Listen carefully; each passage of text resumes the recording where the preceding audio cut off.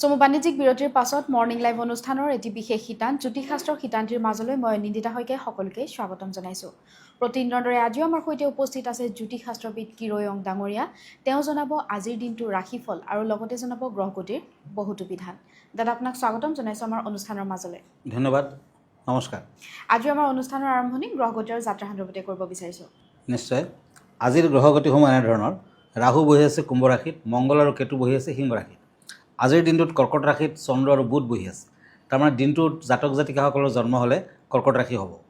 আজি বৃহস্পতি আৰু ৰবি মিথুন ৰাশিত বহি আছে, শুক্ৰ লগ্ন মেষ ৰাশিত, শনি আজি মীন ৰাশিত বহি আছে আৰু ৰাহু কুম্ভ ৰাশিত বহি আছে। এতিয়া আহিছোঁ আজিৰ দিনটোৰ ৰাশিফললৈ। প্ৰথমতে মেষ ৰাশিৰ ফলাফল। তেৰত কাৰ্ড মতে মই দুখন কাৰ্ড লৈছোঁ, page of once and once. এই দুখন কাৰ্ড মতে আজি আৰ্থিক দিশত উন্নতি। তাৰমানে আপুনি যদি ব্যৱসায় বাণিজ্য কৰিছে বা যিকোনো ক্ষেত্ৰতে আৰ্থিক উন্নতি সম্ভৱ। আজি শত্ৰুৰ পৰা সাৱধান হওক, শত্ৰুৰ লগত মোকাবিলা কৰিব লাগিব, গতিকে সাৱধান থকা ভাল। আজি অনিয়মিতভাৱে খৰচা পাতি নকৰিব। আজিৰ দিনটোত বিদ্যাত কিন্তু শুভ ফল পাব, প্ৰেমত মধ্যম। আজি মেষ ৰাশিৰ জাতক জাতিকাসকলে বিশ্বকৰ্মা দেৱৰ মন্দিৰ নতুবা বগলা দেৱীৰ মন্দিৰ দৰ্শন কৰক। কিন্তু মন্দিৰে দৰ্শন কৰাৰ আগত আপুনি গা পা ধুই য়েলো কালাৰৰ কাপোৰ কানি পিন্ধক আৰু আগবাঢ়ক। কাৰণ যোৱাকালি অম্বুবাচীৰ শেষ হৈছে, সমাপ্তি হৈছে।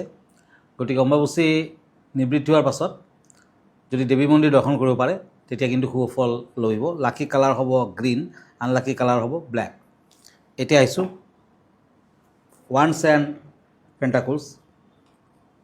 এই দুখন কাৰ্ড মতে বৃষ ৰাশিসকলে তৰাছ বিভিন্ন কাম কাজত আজি সাৱধান হ'ব লাগিব, কাৰণ দুৰ্ঘটনা আদিৰো যুগ আছে। শৰীৰত যথেষ্ট কষ্ট আছে। আজি শৰীৰৰ ক্ষেত্ৰত কিন্তু তেনে ভাল ফল দেখা নাই। বিদ্যাৰ্থীসকলে লাহে লাহে আগবাঢ়িব লাগিব, তাৰমানে বিদ্যাৰ ক্ষেত্ৰত ইমান স্পীডি ফল আপুনি নাপায়। আজিৰ দিনটোত দান ধ্যান কৰক, হোৱাইট কালাৰ ইউজ কৰক, য়েলো কালাৰ নালাগে। এতিয়া মিথুন ৰাশি Gemini, shorts and king of shorts. এই দুখন কাৰ্ড মতে যোগ্যতা থকা স্বত্বেও যোগ্য সন্মান নাপায়। ইভেন আজি সন্মান হানিৰ যুগো আছে। গতিকে পুৱা ভাগৰ পৰা আবেলিলৈকে সাৱধান থকা ভাল। আজি দেহা আৰু মনত দুৰ্বলতা থাকিব। দেহাৰ ফালেদি বিভিন্ন ধৰণৰ বেমাৰ আজাৰৰ যুগো দেখুৱাই আছে, গতিকে সাৱধান থকা ভাল। আজি ভ্ৰমণত বাধা আছে, দুৰ্ঘটনাৰ যুগ আছে, গতিকে ভ্ৰমণৰ ক্ষেত্ৰতো সাৱধান হওক। আজি তামৰ আঙুঠি পিন্ধক, সোণালী বৰণ শুভ, নীলা বৰণ শুভ। এতিয়া আহিছোঁ কৰ্কট ৰাশিলৈ, কেঞ্চাৰ, শ্বৰ্টছ এণ্ড কাপছ। এই দুখন টেৰট কাৰ্ড মতে নতুন কাম কাজৰ প্ৰতি আগ্ৰহ বৃদ্ধি। আজি আকস্মিক অঘটন হ'ব পাৰে, গতিকে সাৱধান হওক। প্ৰেমৰ ক্ষেত্ৰত শুভ ফল, বিয়া বাৰুৰ ক্ষেত্ৰতো শুভ ফল। বিদ্যাৰ্থীসকলৰ বাধা আছে। আজি কৰ্কট ৰাশিৰ জাতক জাতিকাসকলে লক্ষ্মী দেৱীৰ মন্দিৰ দৰ্শন কৰক, লক্ষ্মীৰ পাঁচালি পঢ়ক, ফল পাব।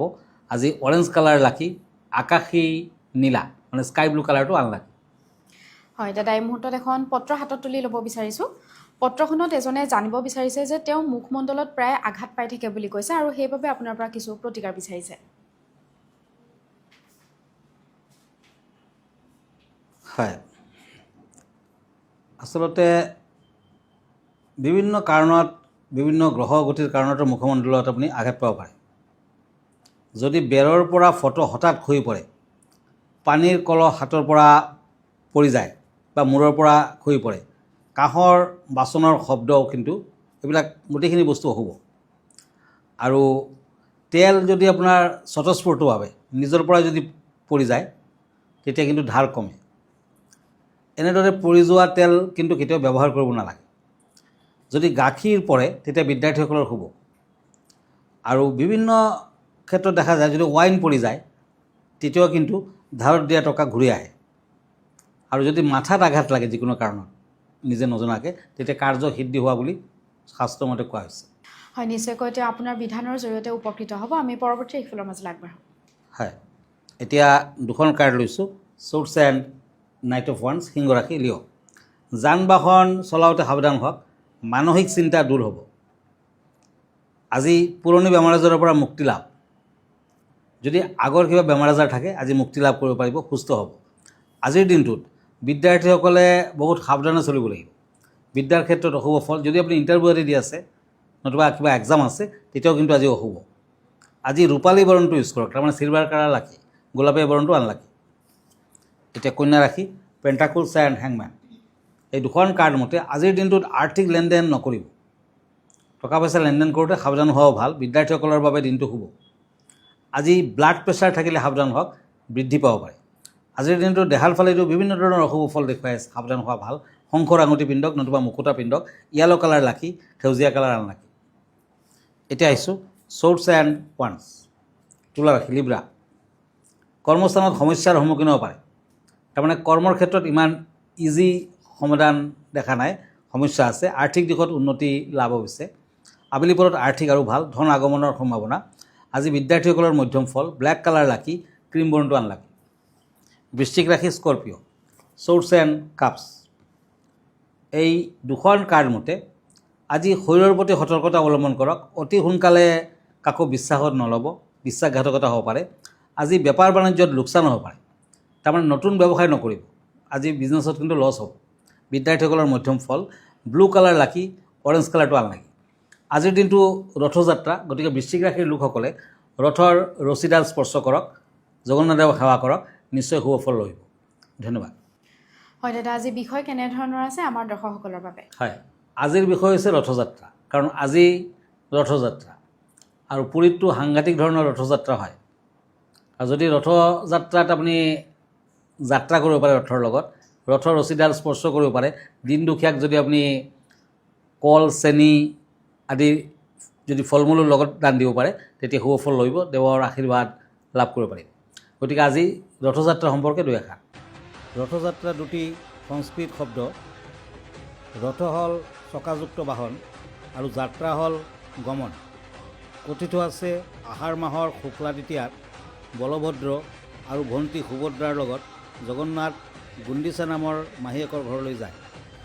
একেলগে তিনিখন সুসজ্জিত ৰথত উঠি মাহীয়েকৰ ঘৰলৈ যোৱা এই যাত্ৰাক ৰথযাত্ৰা বোলে। ৰথযাত্ৰাৰ দিনাখন লেটেকু কিনাৰ প্ৰথা আছে। এদিনা লেটেকু খাব লাগে। এক কথাত ক'বলৈ গ'লে জগন্নাথদেৱে তেওঁৰ ভাতৃ, ভগ্নী আৰু সুদৰ্শন চক্ৰৰ সৈতে কাঠৰ দেউল আকৃতিৰ ৰথত মাহীয়েকৰ ঘৰলৈ ৰাওনা হয়। প্ৰভু জগন্নাথৰ ৰথৰ নাম নন্দীঘোষ, বলভদ্ৰৰ ৰথৰ নাম তালধ্বজ, দেৱী সুভদ্ৰাৰ ৰথৰ নাম দৰ্পদালন বুলি কোৱা হয়। পৰম্পৰা অনুসৰি নন্দীঘোষ 33 হাত ওখ এই ৰথখন তৈয়াৰ কৰিবলৈ 16টা চকা আৰু 832 টুকুৰা কাঠ ব্যৱহাৰ কৰা হয়। সুভদ্ৰাৰ ৰথ 31 হাত ওখ, 12টা চকা, 593 টুকুৰা কাঠ ব্যৱহাৰ হয়। বলভদ্ৰৰ ৰথখন 32 হাত আৰু 10 আঙুলি ওখ, 14টা চকা আৰু 763 টুকুৰা কাঠ ব্যৱহাৰ হয়। এইদিনা জগন্নাথৰ ওচৰত এগছি চাকি জ্বলালে 101 গছি চাকি জ্বলোৱাৰ ফল পাব। এই সময়খিনিত জগন্নাথ দয়ালু হৈ থাকে, নিজৰ কৃপাদৃষ্টি বজাই ৰাখে। ৰথযাত্ৰাৰ সময়ত মনৰ পবিত্ৰতা ৰূপী জগন্নাথৰ দৰ্শন কৰিলে বহু ফল পায়। মান্যতা অনুসৰি ৰথৰ ৰছী টানিলে জগন্নাথে ৰথৰ যাত্ৰালৈ যাব নোৱাৰে। ঘৰতে ধূপ ঢাকি ফুল, তুলসী, ফল, গাখীৰে তৈয়াৰী মিঠাই, পিঠা আগবঢ়াই পূজা কৰিলে ৰথযাত্ৰাৰ দৰ্শনৰ নিচিনাই ফল পাব। হয়, ভিডিঅ'টিৰ যোগেদি খুব সুন্দৰকৈ তেওঁ ব্যক্ত কৰিছে ৰথযাত্ৰাৰ বিষয়ে বা কি কি নীতি নিয়মৰ মাজেৰে এই যাত্ৰা কৰা হয়। দাদা, আমি পৰৱৰ্তী একফালৰ মাজলৈ আগবাঢ়োঁ। হয়, এতিয়া টেম্পাৰেন্স এণ্ড ওৱান্স। এই দুখন কাৰ্ড মতে দাম্পত্য জীৱনত বিবাদ হোৱাৰ সম্ভাৱনা, শৰীৰত আঘাতপ্ৰাপ্তি। আজি বিভিন্ন দিশত প্ৰাপ্তিৰ যোগো আছে। তাৰমানে টকা পইচাৰ ক্ষেত্ৰত ভাল। আজি বিভিন্ন ক্ষেত্ৰত সাৱধান হওক, বিশেষকৈ জুইৰ পৰা সাৱধান হওক। আজি ক্ৰীম বৰ্ণটো হ'ব, ব্লেক কালাৰটো হ'ব। এতিয়া আহিছোঁ নাইট অফ ছৰ্ডছ এণ্ড ওৱান্স। মকৰ ৰাশি, কেপ্ৰিকৰ্ণ। প্ৰেমত বিয়া বাৰুৰ যুগ। আজি বিবাহৰ ক্ষেত্ৰত চেষ্টা কৰি চাব পাৰে। গোপন শত্ৰুৱে আমনি কৰিব আৰু গোপন শত্ৰু বৃদ্ধি পাব। ভাবি চিন্তি সিদ্ধান্ত লওক। আজিৰ দিনটো পাৰিলে মকৰ ৰাশিৰ জাতক জাতিকাসকলে নাৰায়ণ সেৱা দিয়ক ঘৰখনত, নতুবা নাৰায়ণৰ মন্দিৰ দৰ্শন কৰক, ভাল হ'ব। আকাশী নীলা কালাৰটো শুভ, সোণালী বৰ্ণটো অশুভ। এতিয়া কুম্ভ ৰাশি, ছৰ্ডছ এণ্ড কাপছ। এই দুখন কাৰ্ড মতে আজি কোনো শুভ কাম নকৰিব। শুভ কামৰ ক্ষেত্ৰত বাধা আছে আৰু শুভ কাম কৰিলে কিন্তু অশুভ ফলদায়ক। কাকো বিশ্বাসত নল'ব, একো সিদ্ধান্ত নল'ব। প্ৰেমৰ ক্ষেত্ৰত আজি বহুত বাধা। আজি বিয়া বাৰুৰ ক্ষেত্ৰতো বাধা আছে। বিদ্যাৰ্থীসকলৰ অৱশ্যে শুভ ফল। আজিৰ দিনটোত কুম্ভ ৰাশিৰ জাতক জাতিকাসকলে কেইটামান তুলসী পাত খাই যাত্ৰা কৰক, শুভ হ'ব। মেৰুন কালাৰ লাকি, হালধীয়া কালাৰ আনলাকি। মীন ৰাশি, পেণ্টাকুলছ এণ্ড চেৰিয়ট, মানসিক অশান্তি বৃদ্ধি, সন্তানৰ পৰা গৌৰৱ অনুভৱ কৰিব পাৰে। আজি মীন ৰাশিৰ জাতক জাতিকাসকলে ৰথযাত্ৰাত অংশগ্ৰহণ কৰক, ৰথৰ ৰছীডাল স্পৰ্শ কৰক, শুভ ফল দিব।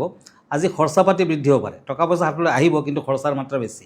আজিৰ দিনটোত বেঙুনীয়া কালাৰটো লাকি, কমলা বৰণটো আনলাকি। হয় দাদা, ধন্যবাদ জ্ঞাপন কৰিছোঁ। যিহেতু আমি অনুষ্ঠানটি শেষ কৰিব লাগিব, অনুষ্ঠানটি শেষ কৰাৰ পূৰ্বে দৰ্শকসকলক জনাই দিব বিচাৰিছোঁ, আপোনালোকেও যদি জ্যোতিষশাস্ত্ৰ সন্মত কিছু সমিধান কিৰয়ং ডাঙৰীয়াৰ পৰা বিচাৰিছে, তেতিয়াহ'লে আমালৈ পত্ৰ প্ৰেৰণ কৰিব পাৰে, নাইবা গুৱাহাটী মহানগৰীৰ পল্টন বজাৰত থকা চেম্বাৰত আহি তেখেতক পোনপটীয়াকৈ লগ ধৰিব পাৰে। দাদা, আপোনাৰ ঠিকনাটোৰ পৰা জনাই দিব। হয়, মই প্ৰতি ছানডে ৰাতি 10টামান বজাত প্ৰাগ নিউজত লাইভ প্ৰগ্ৰামত আহোঁ। গতিকে আপোনালোকে পোনপটীয়াকৈ মোক কুৱেশ্যন কৰিব পাৰে। জ্যোতিষ বিষয়ৰ বিভিন্ন ধৰণৰ কুৱেশ্যনৰ মই এনচাৰ দিম। লগতে মনত ৰাখিব, আপুনি যদি ফেচবুক পেজ চাৰ্চ কৰে তেতিয়া কিৰয়াং ৰত্ন কুবেৰ বুলি চাৰ্চ কৰিব পাৰে। মই ইনষ্টাগ্ৰামত আছোঁ, মই ইউটিউবতো আছোঁ। আৰু ব্যক্তিগতভাৱে মোৰ লগত লগ ধৰিব খুজিলে আপুনি পল্টন বজাৰলৈ আহিব লাগিব। Astrologer Kiryang Ratna Kuber gems and jewellery, Paltan Bazar, Manipuri বস্তি, গুৱাহাটী 7। ফোন নম্বৰটো হ'ল 8822911171। আন এটা নম্বৰ হ'ল 9085949309। আমাৰ ইমেইল এড্ৰেছটো হ'ল kiroyangastrologer@kiroyang.com। ধন্যবাদ, নমস্কাৰ। আৰু ইয়াৰ লগে লগে মই নিন্দিতা শইকীয়াও জ্যোতিষশাস্ত্ৰ শিতান্তিৰ পৰা বিদায় লৈছোঁ। ধন্যবাদ।